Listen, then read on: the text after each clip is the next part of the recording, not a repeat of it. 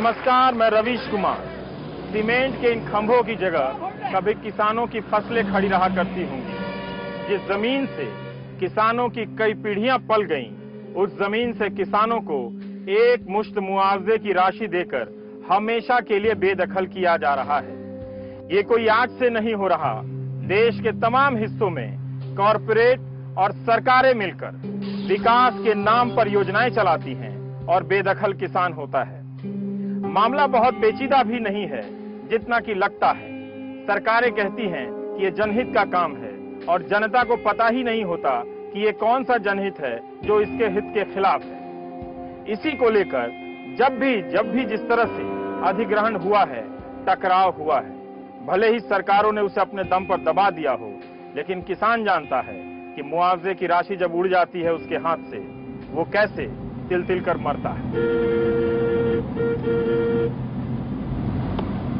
विकास प्राधिकरणों के इस स्वागत बोर्ड को देखकर भरोसा मत पा लीजिएगा कि विकास यही लाते हैं,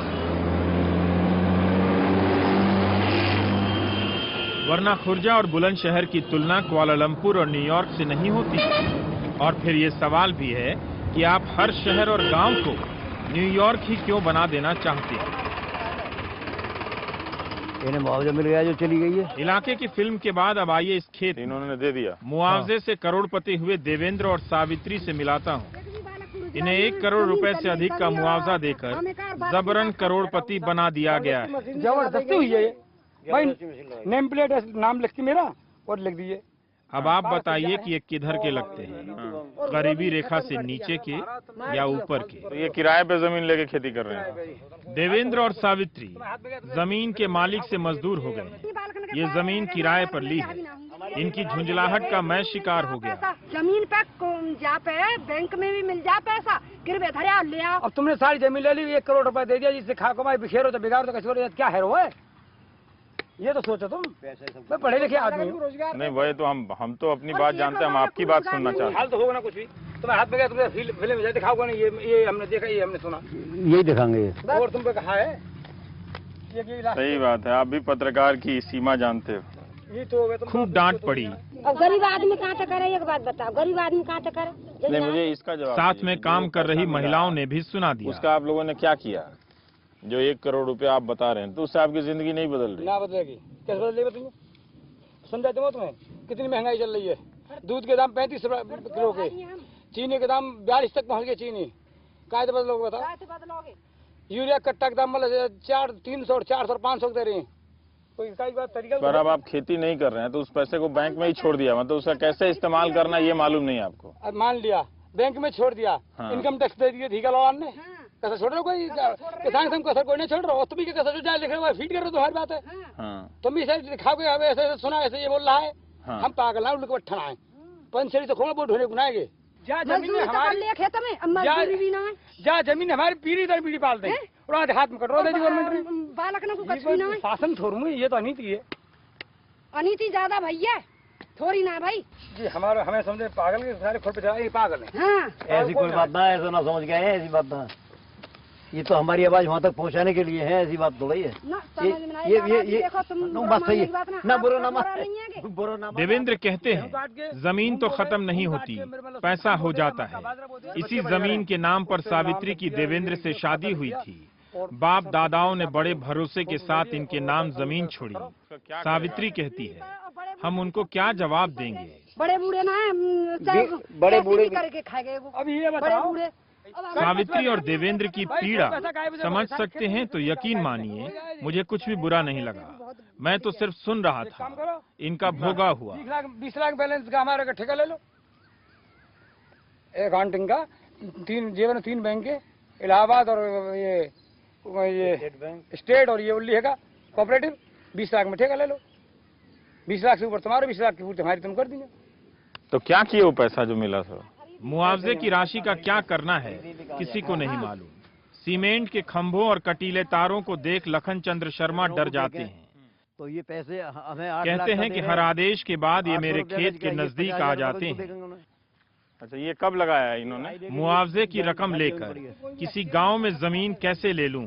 वहां मुझे कौन पहचानेगा, कौन बसने देगा?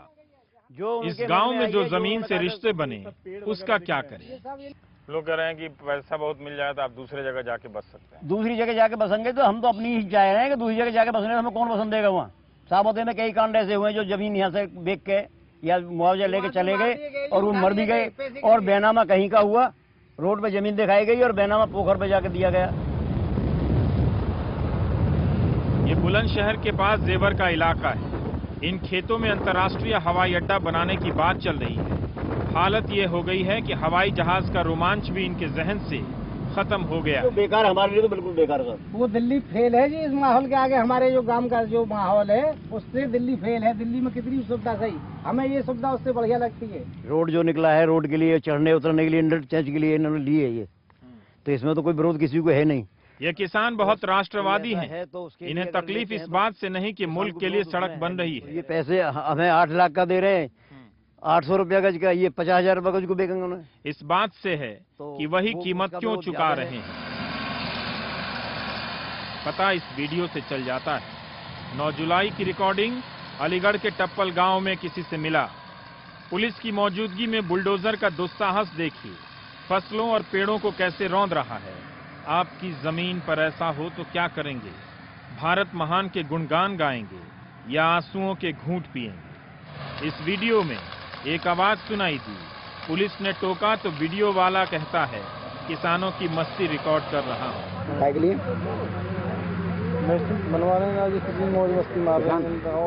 9 जुलाई का वीडियो। 2 जुलाई को इलाहाबाद हाई कोर्ट में किसान मुकदमा हार जाते हैं। 7 दिन के भीतर प्रशासन की इतनी मुस्तैदी, कॉरपोरेट और सरकार वाकई जब हाथ मिला लें तो सब कुछ फास्ट हो जाता है। ये कागज प्रमाण है कि 2 जुलाई को मुकदमा जीतते ही प्रशासन ने रिकॉर्ड से किसानों के नाम बदल दिए, नए मालिक का नाम लिख दिया, यमुना एक्सप्रेसवे औद्योगिक विकास प्राधिकरण। इस पर हमारा नाम काट करके, मूल काश्तकार का नाम, देवदत्त करू का नाम काट करके ये नाम खारिज करके यमुना एक्सप्रेस। ये पढ़ लीजिए आप।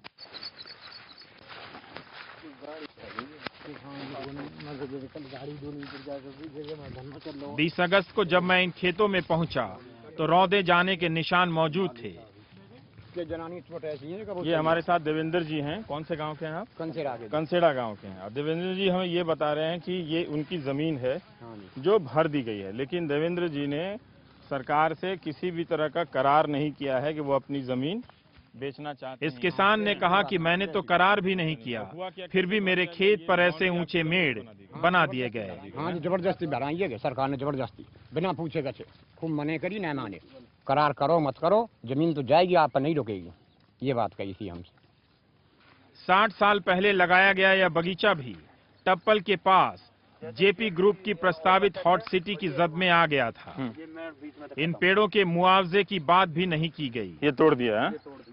यहाँ के जो पेड़ पौधा उखाड़े गए उनका कोई कीमत नहीं दिया गया, किसी को कोई कीमत, उसका कोई हिसाब नहीं लगाया गया। नहीं जी, अपने उखाड़ के डाल दिए गए और यूँ कह दिया गया कि ले जाइए अपने पौधों को। तो ये लोग मेरे पास चले आए जमीन का सर्टिफिकेट लेकर, कहने लगे कि हमें काफी डराया धमकाया गया।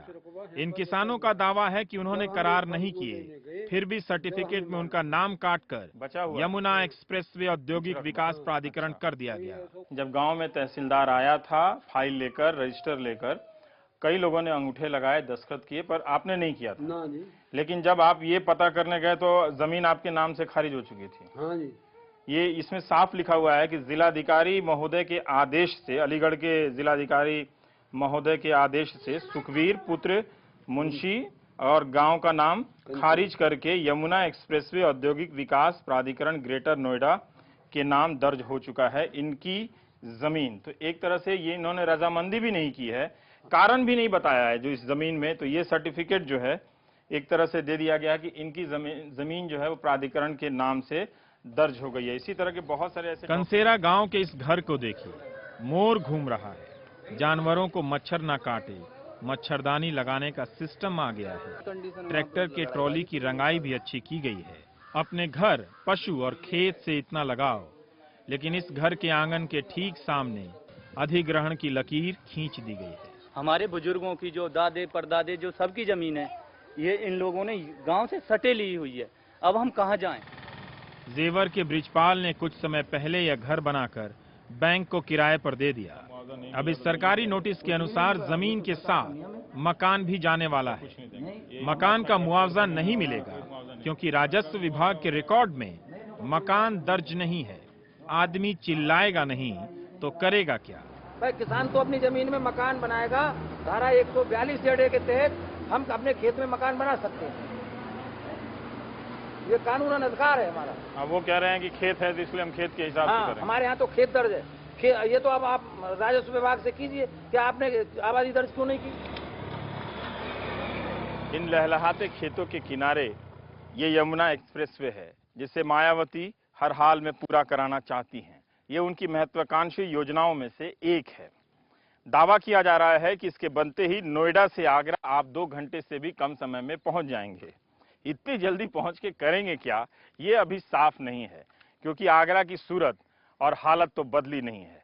उस शहर को भी जरा देख आइएगा जहां 2 घंटे से भी कम समय में लोगों को पहुंचाया जा रहा है। आगरा देश का कोई बड़ा औद्योगिक केंद्र तो नहीं है। शहर की हालत दिखाऊंगा तो खामखा कब्र में लेटे शाहजहां के भी आंसू निकल आएंगे। सड़क बहुत जरूरी है, लेकिन किसने कहा कि विकास एक ही सड़क पर चलकर आता है? इलाके की बाकी सड़कों का हाल ऐसा क्यों है? वो किसकी चिंता में दुबली पतली लगती हैं? 63 साल में विकास का ये रिकॉर्ड है तो कैसे भरोसा कर लें? लड़के तो लटक कर जा सकते हैं, मगर लड़कियां वो तो इसी सड़क पर जान बचाती साइकिल चलाती जाती हैं।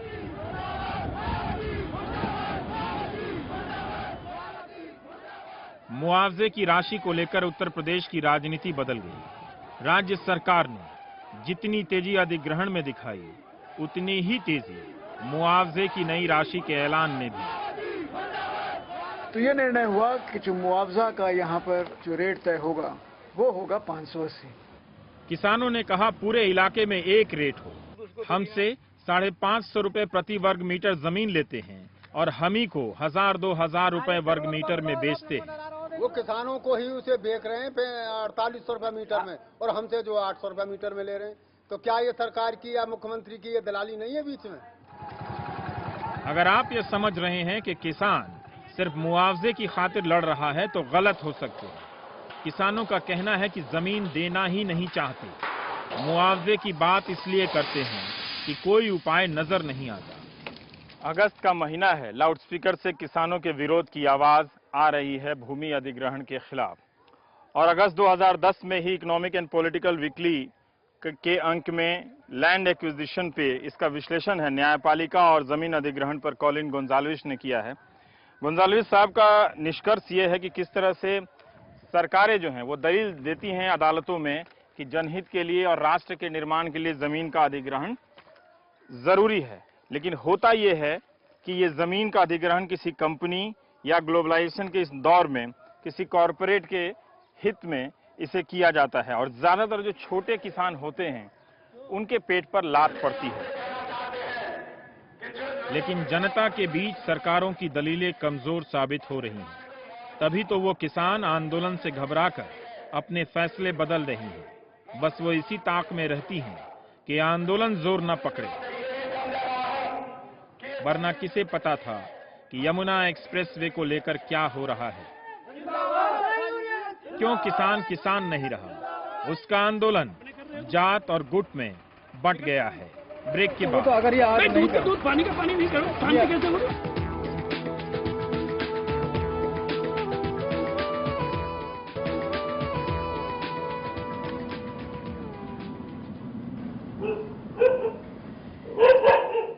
ये आवाज बताती है कि चौकन्ना रहने की आदत गई नहीं। हम आए हैं टप्पल के जाटव बिरादरी के मोहल्ले में। यहाँ के किसानों की भी जमीनें अधिग्रहण में गई हैं। सरकार ने और लोगों ने जो अभी कहा है, अफसर लोगों ने कहा है या सरकार ने कहा है कि जी या तो नहीं देना चाहते हो तो पैसा वापस कर दो। मेरे हिसाब से तो शायद कोई जिसकी जमीन चली गई और जिसने मुआवजा ले लिया पैसा वापस नहीं कर सकता। आप चाहेंगे अपनी जमीन देना? हम तो ना चाह रहे जी, पर मजबूरी हमारे सामने, क्या करें। डेवलपमेंट होना चाहता है तो अच्छी बात है, शायद हमारे लिए भी अच्छा है और शायद सभी पर आप अपनी जमीन दे के आपको फायदा होगा? अब फायदा क्या होगा? जमीन जा रही है तो फायदा किसको होगा? कुछ भी नहीं फायदा होगा जमीन जा रही है। ये मोहन जाटव का घर है। 50 बीघे के जमींदार, पेशे से प्रॉपर्टी डीलर। कानून के तहत दलित की जमीन दलित ही ले सकता है, लिहाजा दलितों की जमीन का मार्केट रेट कम होता है। मोहन को लगता है कि मुआवजे की रकम उनकी जमीन के मार्केट रेट से ज्यादा है। जैसे कि जाट समाज का यहाँ पे हमारे 3-4 से कम नहीं बिकता था। हाँ, 1 बीघा खेत। अच्छा। एससी का बिकता था वही 1 सवा या 1.5 के बीच में। ऐसा क्यों? क्योंकि परमिशन नहीं देता था डीएम में, लेकिन एससी को बेचने की मजबूरी पड़ जाती थी। भाई सारी संबंध हैं, हर बीमारी है, लेकिन यहाँ एस समाज बहुत बिल्कुल दबला कुचला। जिस पुल की फांक से धरने पर बैठे किसानों को आप देख रहे हैं, उनमें संख्या और सक्रियता के हिसाब से जाटव बिरादरी की भागीदारी कम है। जाटव समाज के लोगों ने कहा कि हर विरोध मायावती सरकार को उखाड़ फेंकने के लिए क्यों होता है। किसान तो हम भी हैं, ऐसी बात नहीं है, लेकिन ये तो मतलब कानूनी प्रक्रिया तो मानी। मुआवजा बढ़ाने की लड़ाई नहीं हुई, ये दूसरी लड़ाई की गई है। ये तो एक सरकार गिराने वाली लड़ाई की गई है। आखिर किसान आंदोलनों को बताना तो पड़ेगा ही कि पूरे देश में यूपी ही अकेला राज्य है जहां के 42% दलित जोतदार हैं। लेकिन किसान आंदोलन में उनका नेतृत्व क्यों नहीं है? क्यों किसान आंदोलन ताकतवर जाटों के नेतृत्व में ही रहा, जो कभी किसान तो कभी खाप को लेकर अपनी ताकत का इजहार करते रहे। टप्पल में भी विरोध तब जोर पकड़ा जब बड़े जमींदारों की जमीनें जाने लगी। शुरू में हॉट सिटी के लिए जिन 70% किसानों की जमीनें गई, उनमें से ज्यादातर छोटे और जाटव जाति के किसान थे। जाटव लोगों ने विरोध नहीं किया ना, जाटव लोग ही थे विरोध, उन्होंने किया थोड़ा, लेकिन वो उनके समझा लिए, उनके अधिकारियों ने समझा लिए उनको। लेकिन आप लोगों के पास जिनका जमीन है वो तैयार नहीं थे ना, उस तरह हम तैयार नहीं है। जाट लोग जो जाट लोग हैं, जो चौधरी लोग हैं, वो तैयार नहीं है देने के लिए जमीन। टप्पल के इस धरना स्थल पर किस दल के नेता नहीं आए? राहुल गांधी आ गए, राजनाथ सिंह आ गए और अजित सिंह भी। मायावती नहीं आई। वो लखनऊ से अफसरों को हटाती रही और फैसले पलटती रही। लेकिन किसान आंदोलन हमेशा इन बड़ी पार्टियों के जद से बाहर के लोगों से खड़ा होने लगा है। रामबाबू कटेरिया कांग्रेस के टिकट पर भले चुनाव लड़े हों, लेकिन वो किसान संघर्ष समिति के मंच से आंदोलन का नेतृत्व कर रहे थे। उनके बाद संघर्ष समिति की कमान संभालने आए मनवीर सिंह तेवतिया कभी अजीत सिंह की पार्टी से भले जुड़े हों, लेकिन उनकी पहचान अब किसान नेता की है।